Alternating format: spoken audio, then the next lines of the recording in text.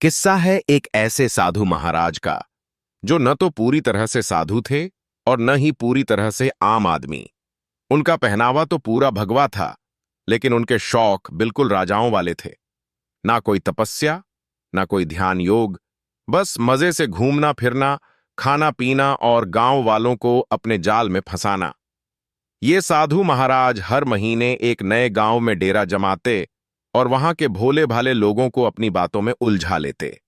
उनका एक नियम था, जहां भी जाते वहां अपनी अनोखी लीला जरूर दिखाते। लेकिन इस बार जो गांव उन्होंने चुना वह बाकी सबसे अलग निकला। गांव के लोग भोले तो थे, लेकिन इतने भी नहीं कि किसी भी भगवा पहनने वाले को भगवान मान लें। गांव में साधु महाराज का आगमन, गांव का नाम था ढिमकापुर, जहां के लोग मजाकिया और जुगाड़ू थे। साधु महाराज जब गांव में आए तो पूरा गांव इकट्ठा हो गया। उनके आगमन पर धूमधाम से आरती उतारी गई, लेकिन गांव के मुखिया हरिराम को उन पर थोड़ा शक था। लेकिन मुखिया हरिराम का माथा ठनक गया। उसने सोचा, ये तो हर दूसरे फर्जी बाबा की तरह लग रहा है, पहले इसे परखते हैं। साधु महाराज की अनोखी चमत्कारी लीला गांव वालों को प्रभावित करने के लिए साधु महाराज ने एक घोषणा कर दी, मैं ऐसा चमत्कार करूंगा कि सब दंग रह जाएंगे। कल सुबह गांव की नदी में मैं जल पर चलूंगा। यह सुनते ही गांव वालों में खलबली मच गई। लोग तरह तरह की बातें करने लगे। अरे सच में महाराज जल पर चलेंगे? ये तो कमाल होगा। लेकिन मुखिया हरिराम और उसके साथी लाला रामस्वरूप को यह सब थोड़ा संदिग्ध लगा। उन्होंने सोचा, जरूर कोई चालबाजी होगी।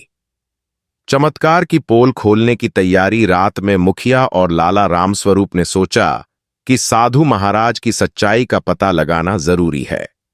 उन्होंने कुछ गांव वालों को लेकर नदी के पास छानबीन की।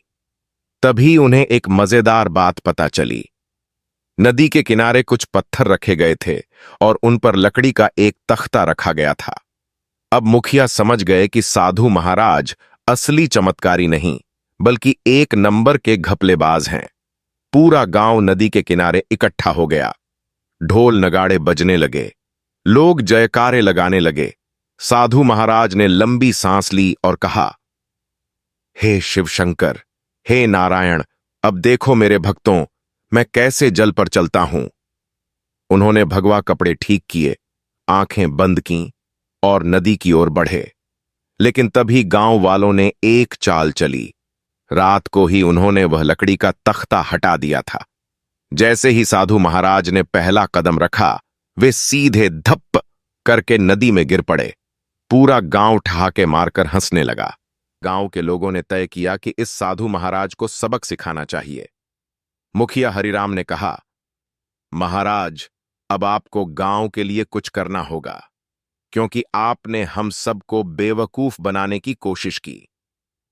गांव वालों ने उन्हें गांव के मंदिर की सफाई का काम सौंप दिया। अब साधु महाराज चमत्कारी नहीं बल्कि झाड़ू बाबा बन गए। कुछ दिनों तक वे मंदिर की सफाई करते रहे और फिर एक रात चुपचाप गांव से भाग गए। लेकिन गांव वालों के लिए वे हमेशा नदी में गिरने वाले बाबा के नाम से मशहूर रहे।